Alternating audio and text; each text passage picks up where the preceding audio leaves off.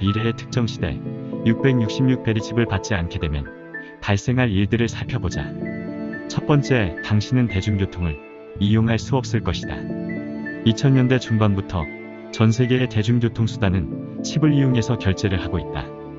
하지만 아직까지도 현금을 전산화한 결제 시스템이다. 이 칩이 우리 손이나 이마에 받게 될 날이 올 수 있다. 현재 전 세계 대도시권을 중심으로 초고속 광역급행철도가 등장하고 있다. 일자리가 있는 중심부와 집이 있는 외곽을 연결하는 초고속 열차들이다.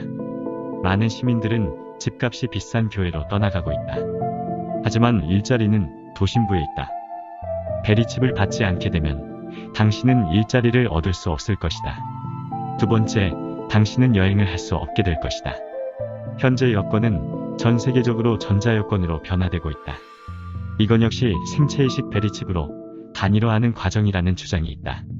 생체이식 베리칩은 결제 수단일 뿐 아니라 신원 확인 신분증이 될 가능성이 높다. 여권이 여기에 해당한다. 앞으로 테러 사건, 전염병 발병 사태가 전 세계적으로 발생하게 되면 신원 확인과 전산화된 의료 정보를 확인하기 위해서 위변조를 할 수 없게끔 신체 속에 삽입된 형태의 전자 신분증 제도가 도입될 가능성이 있다. 베리칩을 받지 않은 당신은 신원 확인이 되지 않아 감염병 보균자, 테러리스트로 분류되어 비행기에 탑승하거나 해외 입국이 거부될 것이다. 세 번째, 당신은 물건을 구매할 수 없다.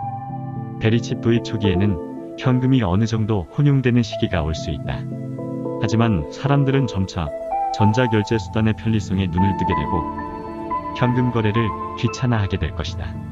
자연스레 대형마트, 슈퍼마켓에서는 전자결제 시스템 장치인 베리칩을 통해서만 거래할 가능성이 높다. 특히 미래 사회는 모든 것이 전산화된 시기이기 때문에 해킹 사태가 빈번하게 일어날 것이다. 특히 가장 완벽한 공인인증 시스템인 체내 삽입 베리칩 기술은 당신의 금융거래 신용을 위해 필수적인 것이 될 것이다. 베리칩을 받지 않은 당신은 신용불량자에도 미치지 못하는 원시인과 같은 취급을 받게 될 것이며 당신은 산속이나 불법 암시장에서 판매하는 물품들을 거래하게 될 가능성이 높다. 네 번째, 당신은 자급자족을 할 수 없다. 베리칩 이식을 거부한 당신은 더 이상 도시에 살 수 없음을 인식했을 것이다. 당신이 산속이나 시골로 떠날 계획을 갖고 편한 마음을 먹는다면 오산이다. 모든 재래식 농사는 불법이 돼 있을 것이다. 그 이유는 모든 농사의 종자들을 세계단 일정부에서 관리하게 될 것이기 때문이다. 모든 식물의 종자들도 블록체인 시스템이 적용되어 어느 종자가 어느 곳에 사용되었는지 파악이 될 것이다. 당신이 어렵게 자연 속에서 자연 종자를 구해서 농사를 지었다면 안심할 수 있을까? 곧 머지않아 전 세계를 24시간 감시하는 드론들이 찾아와서 당신의 농사를 지은 땅을 측량하여 벌금을 부과하거나 구형을 할 가능성이 높다. 다섯 번째, 당신은 통신을 할 수 없다. 앞으로 손에 드는 휴대전화는 사라질 것이다.